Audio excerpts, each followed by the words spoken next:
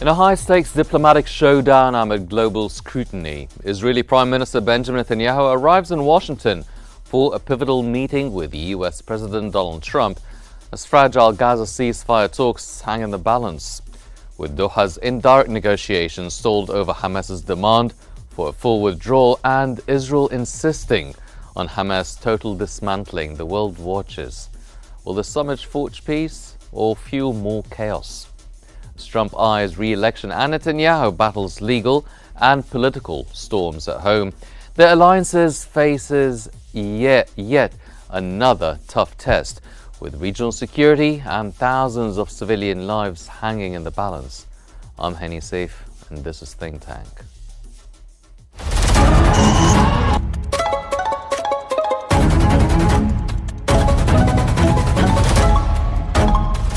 Our world is becoming unhinged.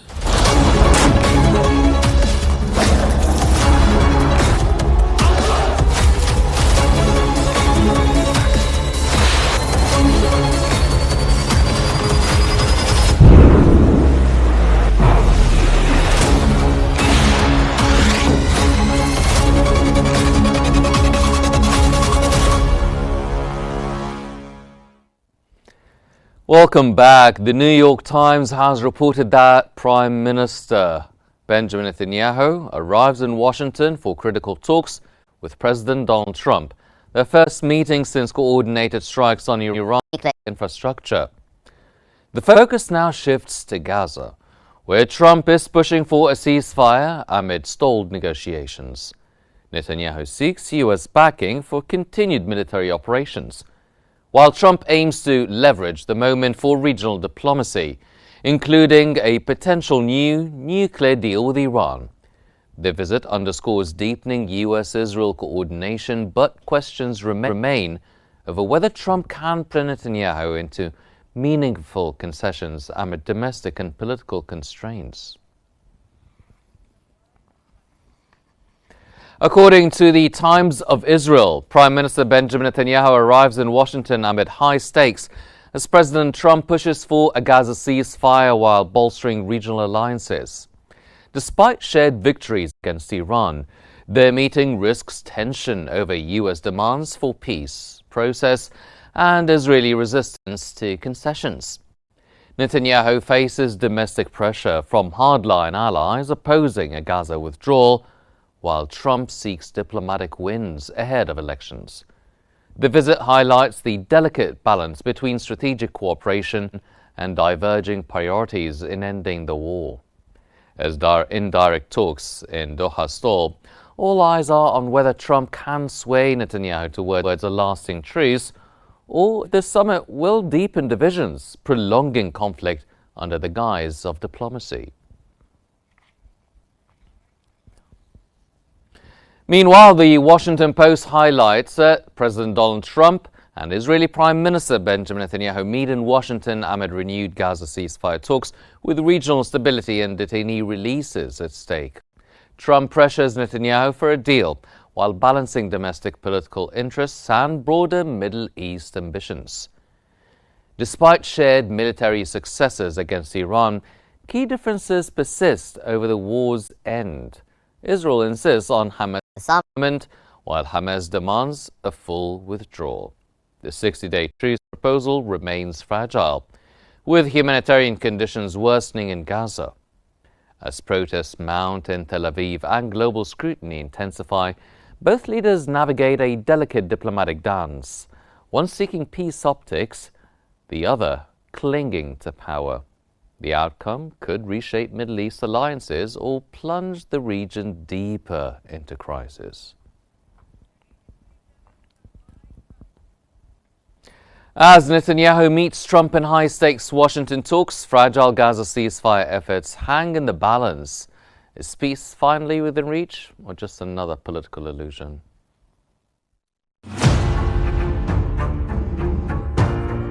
The world holds its breath as Prime Minister Benjamin Netanyahu arrives in Washington for his third high-stakes meeting with President Donald Trump this year, a moment that could reshape the fate of Gaza. Netanyahu's visit comes amid fragile ceasefire talks in Doha, where Israeli and Hamas negotiators met last weekend. But behind the diplomatic curtain lies a tangled web of ambition, survival, and leverage. For Netanyahu, the stakes are existential, facing legal charges at home and pressure from his far-right coalition. He seeks U.S. backing to declare total victory over Hamas while securing a temporary truce. He insists the war will only end when Hamas is eliminated.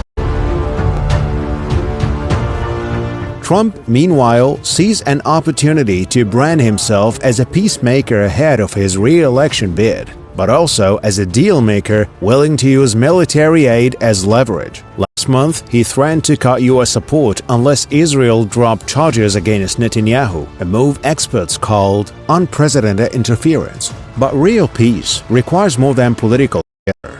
Arab states like Saudi Arabia have made clear their relations hinges on meaningful progress in Gaza. Without it, Trump's regional ambitions crumble.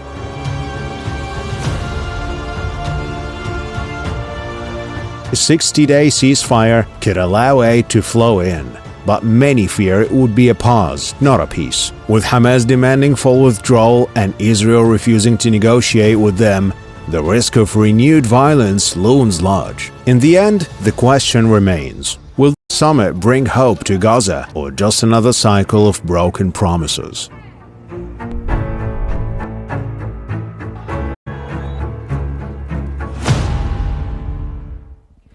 And to dissect the most recent updates concerning Netanyahu's visits to the United States, will Netanyahu's visit to Trump bring peace to Gaza or more chaos? We're joined from Washington by Mr. Peter Roth, contributing editor at Newsweek, and from Cairo by Dr. Mohammed Osman, the international relations specialist. Welcome, gentlemen, to Think Tank.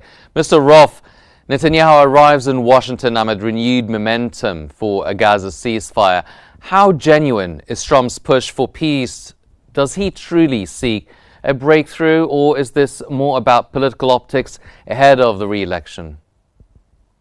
I absolutely think that President Trump is committed to peace.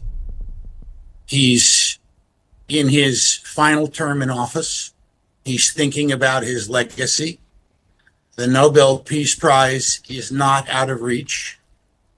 He'd very definitely like to be the president who solved the Middle East problem permanently.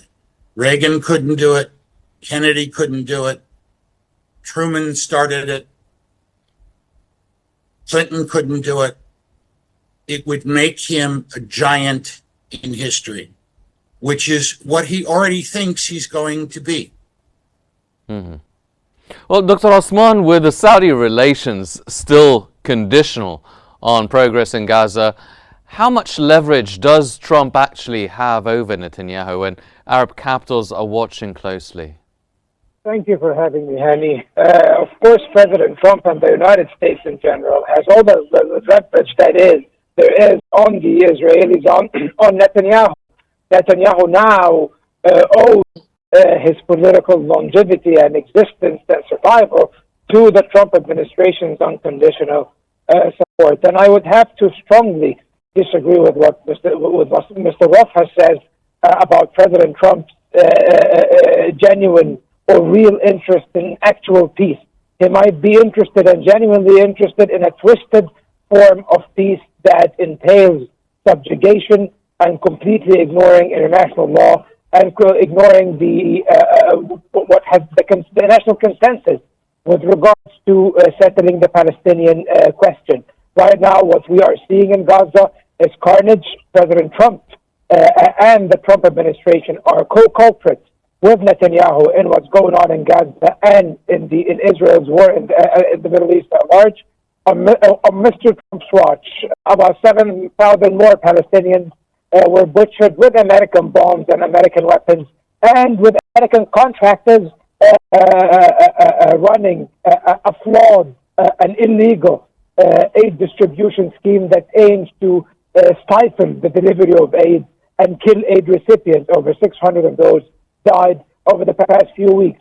So I know that President Trump wants peace, but he wants his own twisted definition of peace. And even now, the United States potentially rewarding Israel for accepting a 60-day ceasefire in Gaza, which is basically a temporary pause of hostilities. And Palestinian sources close to Trump do indicate that President Trump is willing to give guarantees to the Palestinian side that the ceasefire will hold on up to 60 days.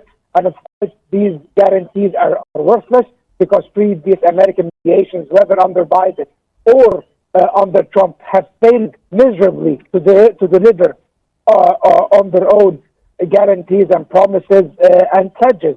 So in return for Israel accepting this ceasefire, it is reported that Trump is willing to recognize Israeli sovereignty over parts of the West Bank. So let's not speak of peace. We are speaking of the finalization of the colonial Israeli project in the occupied territories. The 1967 territories of Palestine, the 1967 borders, are the official borders of the state of Palestine, which is recognized by over 150 countries. So annexing any of these lands to Israel proper contravenes international law and is tantamount to a de facto act of war. So what peace do they speak of? I have no idea, Hani. Mm-hmm.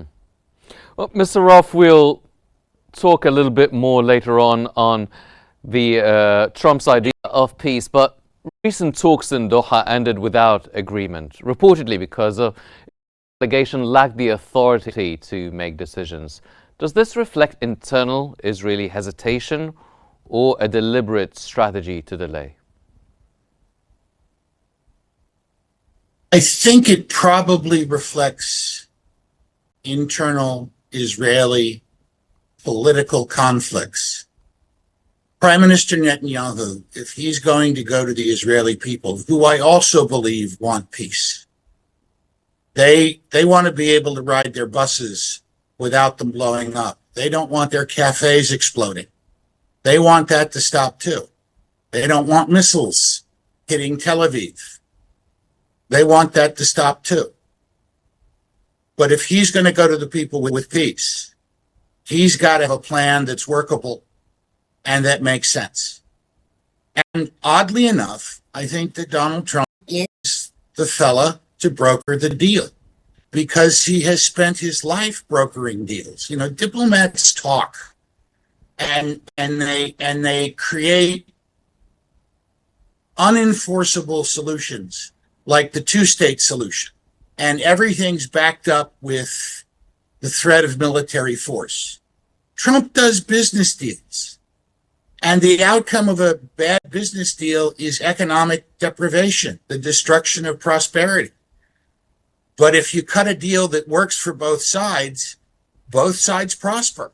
And I think that the Israeli people and the Palestinian people have had enough of a lack of prosperity, a hope. There's a hope deficit right now.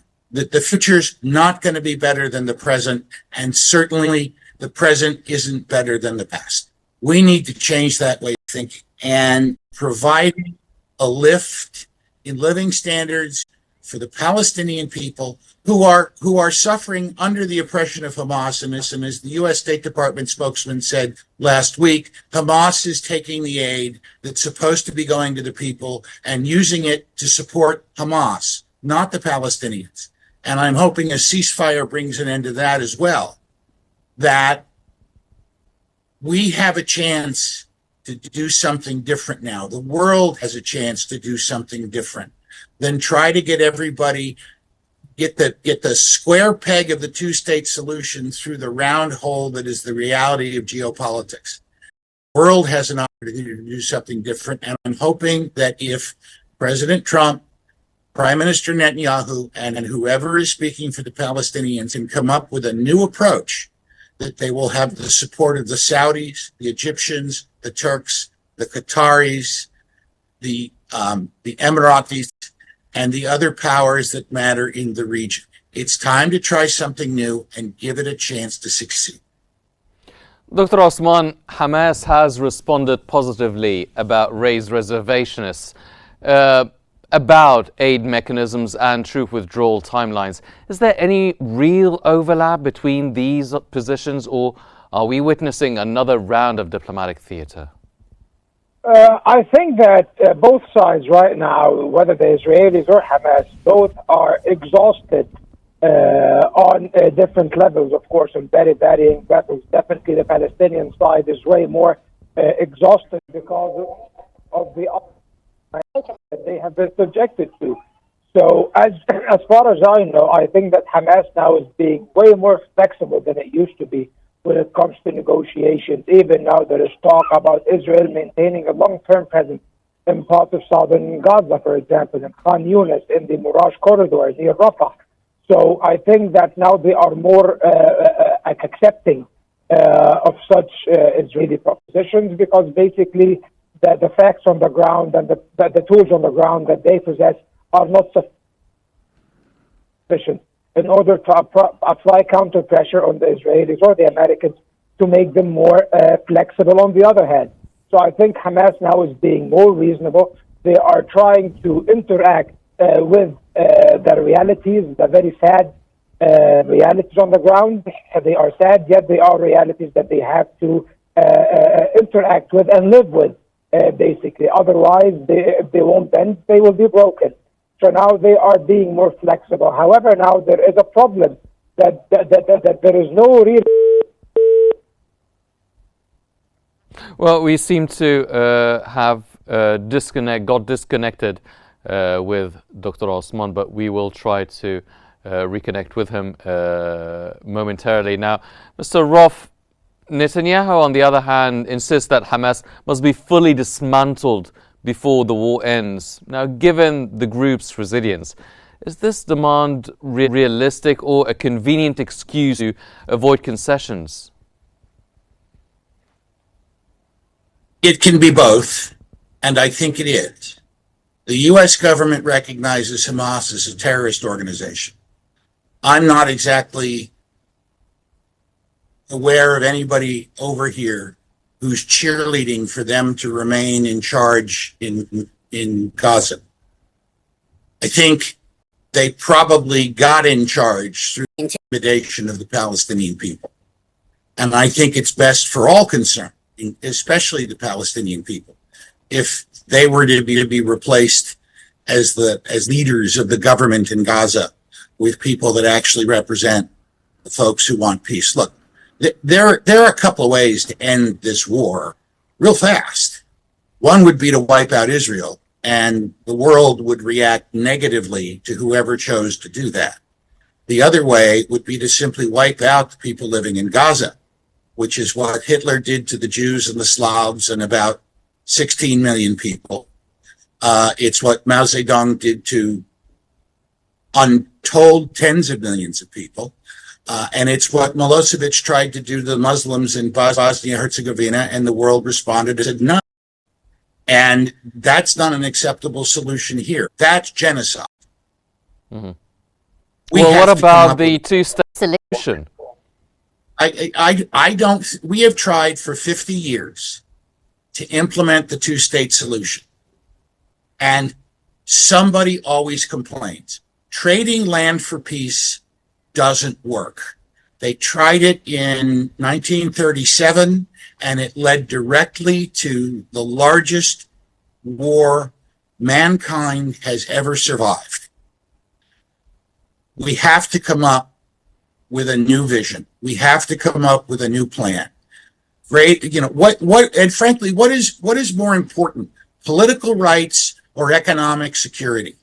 I happen to believe that political rights are great if they exist to protect what you have earned and acquired, the property that you have assembled, if they protect your freedom to think and to speak.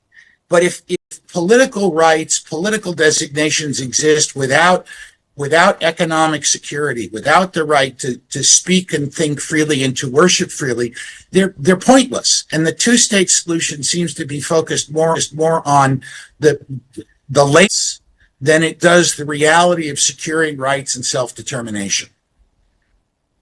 That's something we have to have a conversation about, and now is the time to do it. You could have an independent Gaza and an independent West Bank becoming their own nations. You could have Gaza becoming some kind of an international, as President Trump proposed, an international protectorate that becomes the Riviera of the Arab world, that combines the economic power of a Singapore or a Dubai or a Doha with the residual vacation splendor of Bahamas or Disney World. There are a lot of things that can be done. There are a lot of things that can be talked about, but they have to be things that work for the Palestinian people, not deals that are forced on them by diplomats who went to fancy universities and have long titles and wear lots of medals on their chest and go home to their wife and kids every night and don't think any more about it. Mm-hmm. We have to have real economic advancement here. It's not politics, it's economics that are going to solve this crisis. Trump has repeatedly also tied U.S. aid to Netanyahu dropping legal charges against him. Is this an unprecedented interference in Israeli sovereignty or just another tool in Trump's transactional diplomacy? Do you think it would have any sort of response? Well, you know, the Clinton people sent campaign operatives over to Israel back in the 90s to help Ehud Barak defeat Benjamin Netanyahu and take him out of the prime minister position because they thought Barak would be a better partner in making peace on the two-state solution. So it's not unprecedented. It's certainly also part of Trump's transactional approach to world events. I think he probably presumes, I can't speak for him, but I suspect he probably presumes that the legal issues that Prime Minister Netanyahu faces are as phony as the legal issues that have been foisted upon President Trump by Democrats here in America. Some cases he's won, some cases he's lost, but seems to be winning on appeal. You know, he regards that the word for it in America is lawfare, and it's the abuse of the legal system to achieve political ends and destroy your political enemies. And I suspect that's what Trump thinks is being done to Netanyahu. Mm-hmm. And so he has no problem saying, you know, brother, I feel you, and I'll speak up on your behalf. I don't think it's uncalled for interference, especially because he has no power, and he hasn't said, if you don't drop the charges, we'll withhold aid. Or if you don't drop the charges, we'll block arms sales. Or we'll expel your delegation to the United States or anything. There's no quid pro quo here that I've heard. He's just simply stated his opinion. Well, his opinion was, I mean, he is positioning himself as a peacemaker, and his opinion is threatening to cut aid if demands aren't met. Do you think that this kind of diplomacy will work with Netanyahu, and or will it backfire? Let's be clear. I have not heard him say that he'll cut aid if the charges against Netanyahu aren't dropped. That would be a quid pro quo that the Democrats and perhaps even some Republicans would compare to what led to the actions that led to his first impeachment during his first term. I don't think what Trump is talking about. I think Trump is pressuring the Israelis to agree to a ceasefire for 60 days. And one of the things that he can leverage is a reduction in U.S. aid of some kind. Mm-hmm. We have got Mr. Dr. Osman back with us now. Dr. Osman, thanks for your patience, but with Iran recently targeted by joint U.S.-Israel strikes, What message does this send to other regional actors like Syria, Lebanon, and Yemen? Thank you for having me back, Hani. Apologies on account of the technical issue. I think that the message it conveys is that now only the language and the logic of the use of arms and force and the use of force will prevail if you dare any state or any power in the region dares to defy Israeli or U.S. interests in the region. The United States was engaged in a full negotiating process with the Iranians. It was going on positively, experiencing a few obstacles along the way, but according to both the Americans and the Iranians, it was going fine. However, in the middle of the negotiations, 3 days before the sixth round, or 2 days, if my memory serves me right, the United States decided to unleash Israel on Iran and start a devastating 12-day war that put the entire region on edge and on the brink of complete collapse for those few days. And even now, the United States and Israel are preparing for a second round of hostilities with Iran if they do not bend to the American terms for a nuclear agreement. I do not call this putting up a model or presenting a model for peace or diplomacy in the region. It's rather a model of thuggery and bullying, unfortunately, Hani. And now they are trying to force the hands of the Syrians into a forced normalization with the Israelis. It is happening under the pressure of Israeli expansion into Syrian territories, the illegal occupation of even more Syrian territories. Over 1,000 square kilometers of Syrian lands were occupied over the past 7 months. So that speaks, and of course the same thing goes for Lebanon. Parts of southern Lebanon, 5 points are strategic points, are occupied by Israel. Daily airstrikes are carried out against targets in Lebanon. Why? Because they want to force them into these unconditional normalizations with Israel, unfortunately. So this is the model that the Israelis and the Americans are presenting. Unfortunately, and this violence only begets violence, and war begets war. This will not buy regional stability or long-term stability for the region. It will only lay down the seeds and the foundations for further conflicts ahead that will be way more devastating. Mm-hmm. Well, Mr. Roth, speaking of the nuclear deal now, Trump's reported interest in brokering a new nuclear deal with Iran after Gaza. Do you think it would distract from the urgency of securing a lasting ceasefire? And everybody knows what happened last time. The U.S. was holding nuclear negotiations with Iran. The new nuclear deal with Iran is you don't get to have a nuclear enrichment program. That's the deal. If you want civilian nuclear power, we'll help you build the power plants.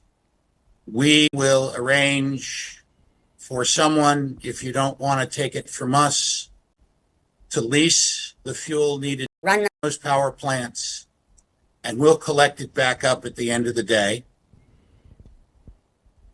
And by the way, you're going back into the IAEA, and you're going to allow regular inspections.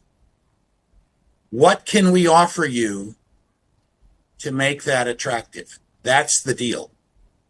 The deal isn't, oh, you get to go back to doing what you were doing. That's a non-starter. Dr. Osman, and I don't know that has anything to do with Gaza. What does have to do with Gaza is that Iran has been severely weakened by the destruction of its nuclear program, which posed a threat not just to Israel and the United States, but to Egypt and Turkey and Syria and the Saudis and the Qataris and the Emirates and everybody else in the region. Mm-hmm.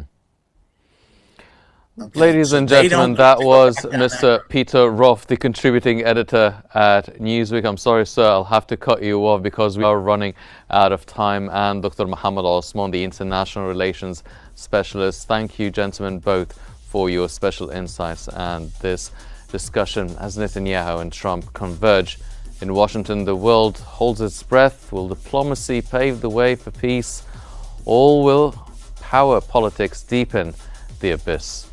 This brings us to the end of today's episode of Think Tank. I'm Henny Seif. Thank you for joining us.